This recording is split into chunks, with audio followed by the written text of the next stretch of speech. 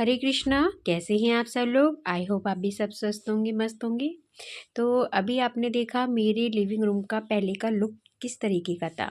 तो लुक तो फिर भी ठीक था, मगर हो जाता है ना, काफ़ी टाइम हो जाता है जब हम एक ही चीज़ को रोज़ रोज़ वो देखें तो हम उस चीज़ से ना बोर हो जाते हैं।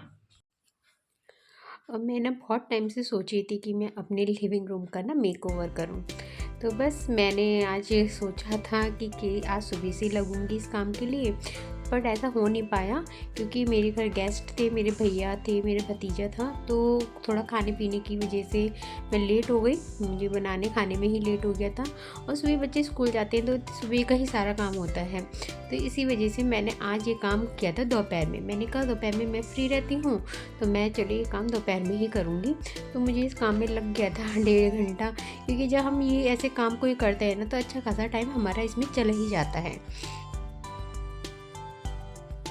और ये है हमारा मंदिर, और यहाँ पे मंदिर तो हमारा नीचे है, भगवान जी हमारे नीचे हैं। और यहाँ पे जो है हम डेकोरेशन वगैरह करते हैं। हाँ, ये है हमारा मंदिर का एरिया। तो मंदिर तो हमारा नीचे रखा हुआ है, सारे भगवान जी नीचे हैं। तो यहाँ पे हम कुछ शो पीस वगैरह रख देते हैं।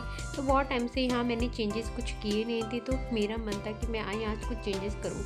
एक तो यहाँ पे ना अंधेरा अंधेरा सा रहता है, तो जो भी शो पीस मैं यहाँ पे रख देती हूँ ना तो वो हाईलाइट नहीं होते, मतलब दिखाई नहीं देते अंधेरे में।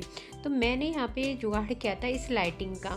तो ये जो झालर आती है ना, लाइटिंग वाली लाइट होती है ना, तो अच्छी खासी रोशनी देती है, बहुत अच्छी रोशनी देती है।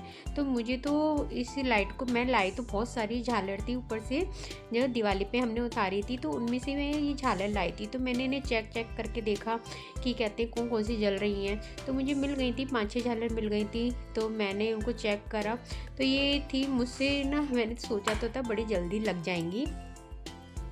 हमें लगता ही है कि देखने में कि काम तो थोड़ी ही देर का है, पर जब करने लगते हैं तो हमारा अच्छा खासा टाइम इन कामों में लग जाता है। अब जैसे ये लाइट देखने में तो है सिर्फ लाइटिंग ही लगाई है, मगर मुझे इसकी सेटिंग करने में ही ना इतना टाइम लग गया था। पहले तो मैंने इन्हें टेप से, मैंने सोचा इन्हें सेलो टेप से मैं ऊपर चिपका देती हूँ, मगर फिर ये रुक नहीं रहा था सेलो टेप। तो फिर मैंने इनको ना थोड़ी थोड़ी छोटी छोटी कीलें आती हैं, मैं उनको मतलब यहाँ पे ठोक कर ना फिर उन पे ही लगा दिया था, मैंने उन पे मतलब अटका देती है। और ये मेरी वो मूर्ति जो हमें कभी किसी ने गिफ्ट में दी थी। इस मूर्ति को करीब हो गए होंगे 9-10 साल हो गए हैं। आई थिंक ये हमारी फर्स्ट एनिवर्सरी पे किसी ने हमें गिफ्ट करी थी, और मुझे याद नहीं है किसने दी थी। आई थिंक मेरी बड़ी वाली ननद ने दी थी शायद। तो जब मैंने ये लगाई यहाँ पे मूर्ति, तो मैंने लाइट जला के देखा था कि मतलब इस पे रोशनी अच्छे से पड़ रही है या नहीं पड़ रही है। तो लाइट जलाई तो मुझे नहीं लगा कि इन पे अच्छे से रोशनी आ रही है। फिर मैंने इसमें एक जुगाड़ हो गया, मैंने थोड़ी सी लाइटिंग का ना गुच्छा बनाया, और मैंने ऊपर की साइड इन राधा जी और कृष्ण जी के ना ऊपर, सिर के ऊपर पेस्ट कर दी वो सेलो टेप से। जब मैं इस झालर को लगा रही थी तो ये बार बार ना उलझ जा रही थी, एक से दूसरे में अटक जा रही थी, और यही कारण है इनके ना जल्दी से ख़राब होने का। जब ये लड़ियाँ आपस में उलझती हैं ना, तो ये कहीं ना कहीं से तार ना इनकी टूट जाते हैं बीच में से, क्योंकि इनके ना वायर जो होते हैं बहुत बारीक से होते हैं, और जरा से ही खींचने पर ना ये बीच में से टूट जाते हैं, और एक वायर कहीं से टूटा और ये पूरी लड़ी ना ख़राब हो जाती हैं। फिर मैंने ये जो लड़ियाँ थी ना, तो मैंने इसको इस ग्लास में भी करके ना गुच्छा बना के इस ग्लास के अंदर डाल दिया था। तो मुझे लगा कि शायद बहुत हाईलाइट हो जाएंगी ये लड़ियाँ, मगर तब भी मुझे ना सेटिस्फेक्शन नहीं मिला कि ये अच्छे से हाईलाइट हो रही है मूर्ति। मैं जब भी कोई काम करती हूँ ना, जब तक मुझे सेटिस्फेक्शन नहीं मिलता तब तक मैं उसको ना छोड़ती नहीं हूँ बीच में। तो फिर मैंने इस ग्लास को भी एक साइड ही कर दिया था।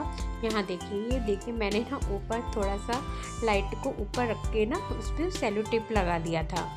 तो बस मुझे लगा अब अच्छे से, यहाँ पे आपको भी लग रहा होगा कि अच्छे से प्रॉपर रोशनी मूर्ति पर आ रही है, राधा कृष्ण जी भी अच्छे से हाईलाइट हो रहे हैं। तो बस इसके बाद मैंने और डेकोरेशन मुझे करनी थी तो वो भी मैंने कर दी। और हाँ, ये जो पीछे से वायर दिख रहे थे ना, तो ये मुझे अच्छे नहीं लग रहे थे कि पीछे से तार तार से जो दिख रहे हैं। तो फिर मैंने इनको भी छुपाने के लिए, इनको हाइड करने के लिए मैंने ये फूलदानी यहाँ पे लगा दिया था। तो ये वास्क लगाने के बाद थोड़ा सा पीछे से हाइड हो गया, और वास्क लगाने के बाद ना वो एरिया काफ़ी सुंदर लगने लगा। तो बस उसके बाद आती है बारी, ये जो स्पीकर्स है ना, ये काफ़ी हैवी हैं।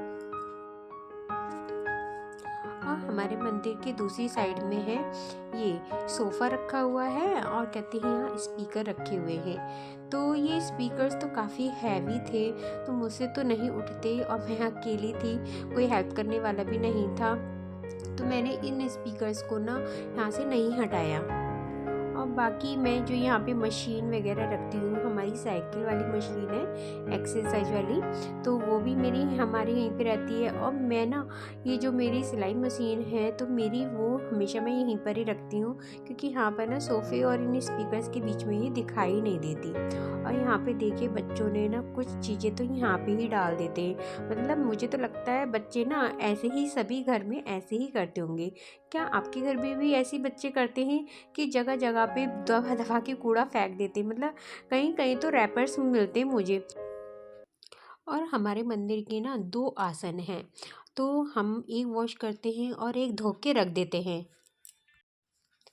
और मेरे पास कोई और ऐसी जगह भी नहीं है जहाँ मैं उस आसन को रख दूँ संभाल के, तो इसलिए मैं इसको इसी स्टूल के ही नीचे धो के रख देती हूँ। बस एक गलती मैं कर देती हूँ, अभी मुझे अपनी गलती का भी यहीं से ही मैं वो हुआ कि मुझे धो के ना वो किसी एक पॉलीथीन में ही रखनी चाहिए, वरना तो वो और गंदा हो जाएगा। तो देखिए करते करते ही समझ आती है, सीख मिलती है। तो गलतियाँ तो सबसे ही होती हैं, और ये गलती भी ना मुझे इस वीडियो को देख के ही समझ में आई है। और यहाँ पे देखिए सोफ़े के पीछे ना वैसे इतना कूड़ा है नहीं, क्योंकि मैं यहाँ पे ना काफ़ी अच्छे से झाड़ू मारती तो हूँ, फिर भी ये होते हैं जो इनके पाए होते हैं ना सोफ़े के, उनमें बीच में कहीं कूड़ा अटक ही जाता है। तो मैंने वहाँ पे भी अच्छे से झाड़ू लगा दी थी, और मैं लॉबी में पूल में अच्छे से झाड़ू लगा दूँगी। और यहाँ पे देखिए मेरे पास था एक मैंने सोफ़ा कम बेड का एक कवर बनाया था, उसी में से ही ये मेरा कपड़ा बचा हुआ था। और वो वीडियो भी मैंने आपके साथ शेयर कर रखी है, अगर आपने नहीं देखी हो तो आप उसे वॉच करिएगा ज़रूर। तो वो भी बहुत आसान है, सोफ़ा कम बेड का कवर बनाना भी बहुत ही इजी है। तो यहाँ मैंने अपने कुशन पहले मैं देखिए लगा लगा के देखती हूँ कि कैसे लग रहे हैं, तो मुझे दोनों ही कलर एक सेम अच्छे नहीं लग रहे थे। तो मेरे ये ड्राइंग रूम के मेरे कुशन हैं जो मैं वहाँ से लेके आई हूँ। तो मैं ऐसे ही रिप्लेस करती रहती हूँ कुछ सामानों को, जो मुझे वहाँ पे अब वहाँ की बोरियत लग रही थी, तो वो मैंने यहाँ पे रिप्लेस कर दिए, और वहाँ पे मैं कोई और दूसरे कुशन कवर लगा दूँगी और कुशन रख दूँगी, और या मैं उनका लुक ही अलग चेंज करूँगी। और ये कुछ पीसेस थे, ये भी मेरे ड्राइंग रूम में लग रहे थे, तो मैंने वहाँ से रिप्लेस करके यहाँ पे कर दिए। और मैं यहाँ पे देखिए कुछ भी नया कुछ भी ख़रीद के नहीं लाई हूँ, जो मेरे पास है वही मैं लगा रही हूँ। ये मेरी बेटी की डॉल है, वो कभी कभी ही खेलती है, और ये फ़्रॉक उसके बचपन का था, तो मैंने इसकी कोई नई ड्रेस नहीं सिली, मैंने जो उसके बचपन का छोटी थी वो उसका ही फ़्रॉक मैंने उसे डॉल को पहना दिया था। तो ऐसे ही उसके पास 2 डॉल हैं, जो अभी आपको एक मंदिर के ऊपर रखी हुई मिलेगी, रेड कलर की फ़्रॉक। तो मैं यहाँ कुछ चीज़ें वही हैं मेरी, और कुछ चीज़ें मैंने उधर की उधर कर दी हैं, मतलब यहाँ की चीज़ें कहीं और पहुँचा दी और कहीं और की चीज़ें यहाँ पहुँचा दी। तो ऐसे ही अगर हम घर को ना ये मतलब अपने ही वो कुछ नया खरीदने की ज़रूरत नहीं है, वही सामान से ना आप इधर से उधर कर दीजिए चीज़ें, तो ना लुक ही चेंज हो जाता है। और जो आपको ये टेबल पे कवर दिख रहा है ना, ये भी मैं कट पीस का कपड़ा ही लेके आई थी, तो ये भी मुझे बहुत सस्ता ही मिल गया था। और अब देखिए मेरे घर का लुक।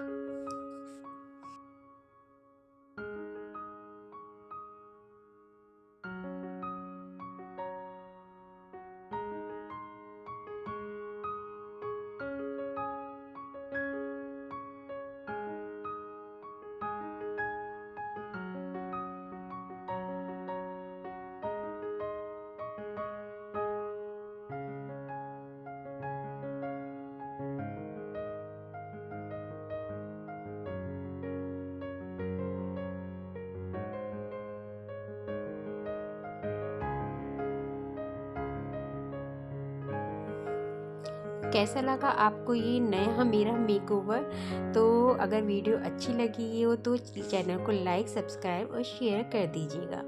Bye bye.